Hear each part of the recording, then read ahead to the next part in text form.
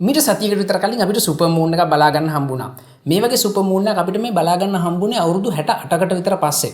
හැබැයි එදා ටිකක් වැස්ස දවසක්. ඔයගොල්ලෝ ගොඩ දෙනෙක්ට මේ සුපර් මූන් එක තරම් සාර්ථකව බලා ගන්න හම්බෙන්නේ නැතුව ඇති. ඉතින් අද මම කතා කරන්න යන්නේ මේ සුපර් මූන් එක අපිට පේන්නේ කොහොමද? ඒ වගේ මේ සුපර් මූන් එක මේ තරම් දුර්ලභයි කියන කාරණාව ගැන. හඳ පොළොව වටේ ගමන් කරන ඉලිප්ස් ආකාර කක්ෂයක. ඒ කියන්නේ සමහරලාට හඳ පොළොවට ටිකක් කිට්ටු වෙනවා, සමහරලාට ටිකක් ඈත් වෙනවා. මේ ඈතම ලක්ෂයට කියන්නේ අපෝජි කියලා. මෙතනට පොළොවේ ඉඳන් කිලෝමීටර් 4,80,000ක් විතර දුරයි. ළඟම ලක්ෂයට අපි කියන්නේ පෙරිජි කියලා. මෙතනට පොළොවේ ඉඳන් කිලෝමීටර් 3,58,000ක් විතර දුරයි. ඒ වගේම තමයි හඳ සහ පෘථිවිය කියන දෙකම සූර්යාගේ ගුරුත්වාකර්ෂණයට අහු වෙලා තියෙන්නේ. මේ සූර්යාගේ ගුරුත්වාකර්ෂණයේ බලපෑම හින්දා හඳ පෘථිවිය යටේ ගමන් කරන කක්ෂය නිරන්තරයෙන්ම වෙනස් වීම වලට ලක් වෙනවා. අපිට රාත්‍රී අහසේ හඳ දැක ගන්න හඳ සහ ඉර අතර යම් තැනකට පෘථිවිය එන්න ඕන. එතකොට ඉරෙන් වැටෙන එළිය හඳට වැටලා පරාවර්තන වෙලා පෘථිවියට ආපහු වැටෙනවා. එතකොට තමයි රාත්‍රී අහසේ හඳ අපිට දැක ගන්න පුළුවන් වෙන්නේ.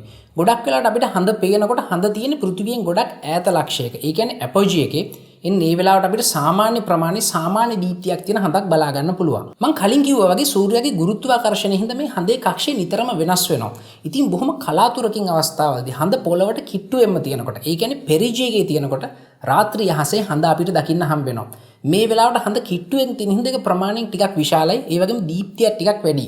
මෙන්න මේ වෙලාවට තමයි අපි කියන්නේ සුපර් මූන් එකක් කියලා. මීට කලින් සුපර් මූන් එකක් අපිට දකින්න හම්බුනේ 1948 දී. මීට පස්සේ ආපහු අපිට සුපර් මූන් එකක් දකින්න හම්බෙන්නේ 2034 දී. ඉතින් ඔයගලන්ට හිතා ගන්න පුළුවන් මේක කොයිතරම් දුර්ලභ අවස්ථාවක්ද කියලා. ඊළඟට ඔයගලන්ට තියෙන ලොකුම ප්‍රශ්නේ තමයි මේ වගේ සුපර් මූන් එකක් වෙලාවේදී හඳ කොච්චර ලොකු වෙනවද කියන එක.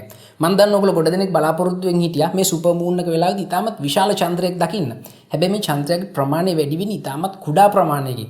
සමහර ලාවට බැලූ බැලමට හිතා ගන්නත් බැරි වෙයි අපි වෙනද දකින්න හඳට වඩා මේ සුපර් මූන් එක ප්‍රමාණයෙන් විශාලද කියලා. අපිට අන්තිමටම දකින්න හම්බෙච්ච සුපර් මූන් එකේදී චන්ද්‍රයාගේ ප්‍රමාණය සාමාන්‍ය ප්‍රමාණයට වඩා 14%ක් විතර වැඩි වුණා. ඒ වගේම දීප්තිය 30%ක් විතර වැඩි වුණා.